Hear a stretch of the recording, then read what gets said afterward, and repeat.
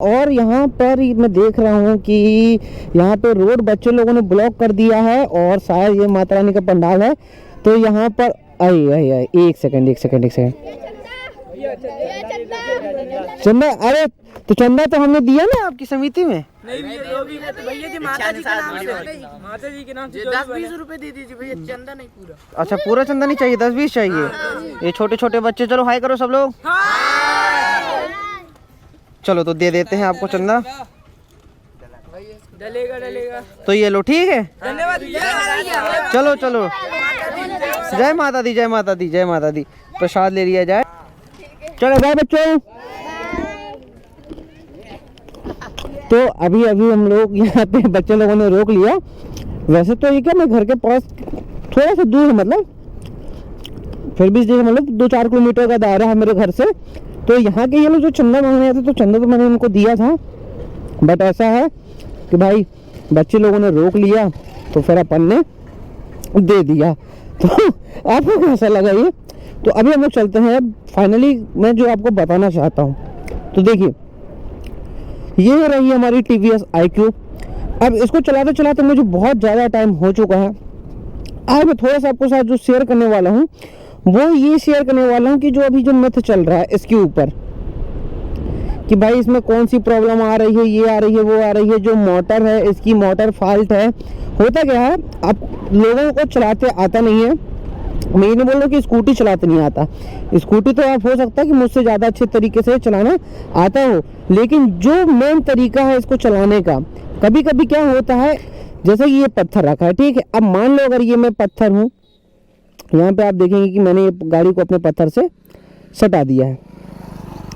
अब सटाई के बाद क्या हुआ कि अगर मैं गाड़ी का रेस लूँगा तो यहाँ पर हमारा रेस कंट्रोल ख़त्म हो गया है। ये देखिए, ये मैं रेस ले रहा हूँ, गाड़ी तो फर्स्ट में यहाँ तक आई, इसके बाद यहाँ पे मोटर का कनेक्शन ये बंद हो गया। अब हमारा जो टायर है वो घूम नहीं रहा है। तो लोगों के साथ यही होता है कि ब्रेकर जो बड़े से ब्रेकर रहते हैं या जिसमें टायर फंस जाता है, तो वहाँ पे आए के बाद भाई साहब वो गाड़ी चलना हो जाती है बंद। तो वहाँ पे ये प्रॉब्लम आ जाती है लोगों के साथ। अच्छा, जो सेकंड प्रॉब्लम है भाई, वो आदमी कह रहा है बिल्ड क्वालिटी के ऊपर। तो बिल्ड क्वालिटी के ऊपर अगर मैं कुछ बताना चाहूँ आपको, तो बिल्ड क्वालिटी में ऐसा मेरे को कोई इशू देखने को नहीं मिल रहा है। अब मेरी गाड़ी से एक आवाज़ आती है जो कि यहाँ पर है ये, तो इसके अंदर का जो एक स्क्रू था वो स्क्रू भाई गिर गया है। अब मेरी ही लापरवाही कहो, क्योंकि देखो इसकी जो सर्विसिंग थी, आप देख सकते हैं कि मेरी गाड़ी चल चुकी है 8,781 किलोमीटर। अब 8,781 मतलब लगभग 9,500 किलोमीटर। तो 9,000 किलोमीटर चलाने में मुझे ऐसा कोई भी दिक्कत का सामना देखने को नहीं मिला है। मेरी गाड़ी की सर्विस ड्यू है, यहाँ पे आप देख सकते हो कि सर्विस ड्यू का रिमाइंडर भी मुझे बार बार दिखा रहा है। क्या ही बोलूं भाई, अभी तक मैंने गाड़ी की सर्विसिंग नहीं कराई, इसके बाद भी मेरे को कोई प्रॉब्लम देखने को नहीं मिली है। अब लोग बोलते हैं कि भाई साहब एक बार आप सर्विसिंग करवा लो तो फिर इसकी रेंज जो है वो रेंज कम हो जाती है। तो वो देखते हैं कि ऐसा होता है कि नहीं होता। और दूसरी बात हम करते हैं अगर टॉप स्पीड की, तो आप देखो इको मोड है, मेरी गाड़ी चार्ज है अभी यहाँ पे 53 किलोमीटर, और टॉप स्पीड आप देख सकते हैं कि 4950 जो अटेम्प्ट करती है, कंपनी क्लेम करती है, तो ये 50 तक यहाँ पर आ रही है। अभी भी ऐसी कोई इशू नहीं है, ठीक है। और जो टॉप एंड आप हम पावर मोड की बात करते हैं, तो पावर मोड में कंपनी क्लेम 75 ही देती है, लेकिन जब गाड़ी ज़्यादा चार्ज रहती है तो वहाँ पे थोड़ा सा भी मैं देखता हूँ 75 आती कि नहीं आती।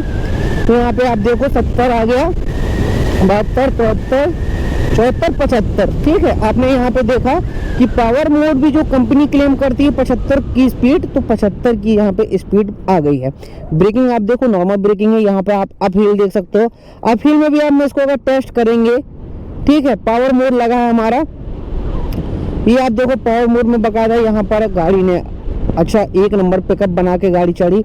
इसी के साथ इसका जो रीजनरेट टेस्ट होता है दोस्तों, तो उसके ऊपर मैंने सेपरेट वीडियो बनाई थी। सेपरेट वीडियो अगर आपने देखा हो ना देखा हो वो अलग मैटर है।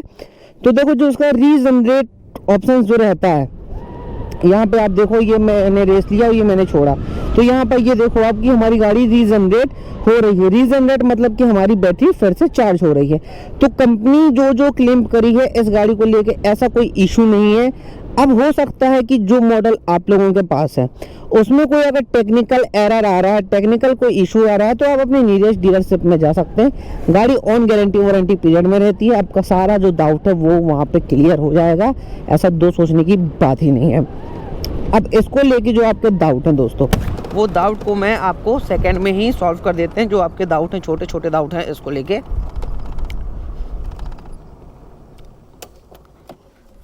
हाँ, तो सबसे बड़ा डाउट है इसका प्राइस का।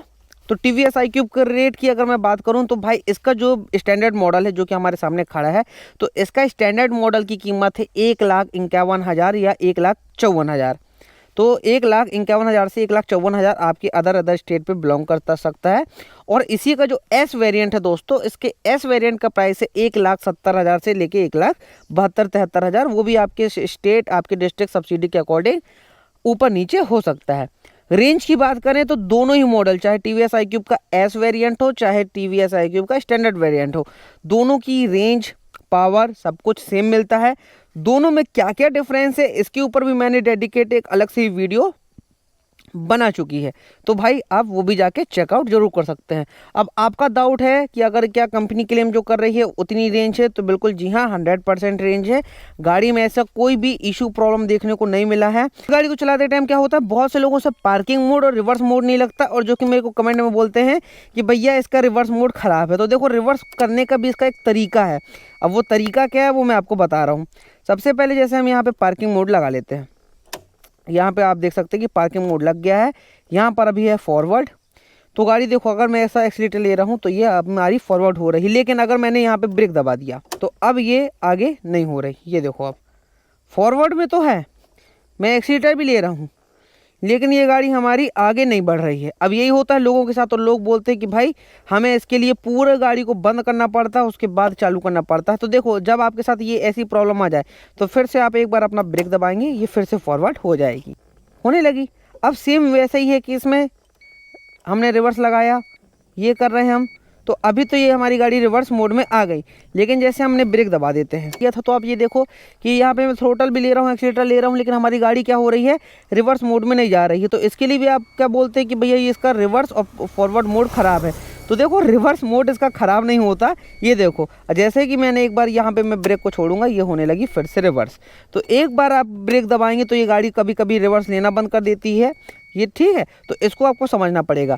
दूसरा प्रॉब्लम लोगों ने क्या बोला था कि भाई यहाँ पर अब हम जब वापस ये लेते हैं, अपना मोड लगाते हैं, तो मोड काम नहीं करता, यहाँ पे हमें पूरी गाड़ी की चाबी ऑन ऑफ करना पड़ता है। तो देखो, पूरी गाड़ी की चाबी ऑन ऑफ मत किया करो।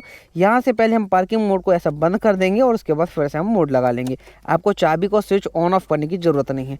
तो ये रही दोस्तों छोटी छोटी बेसिक सी जानकारी। ऐसी ही जानकारी के लिए आप मेरे चैनल को सब्सक्राइब कर सकते हो। यहाँ पर डेली नए नए टॉपिक आपको मिलते रहते हैं। तो फिलहाल इस वीडियो में बस इतना ही, मिलते हैं बहुत जल्द दूसरी वीडियो पे।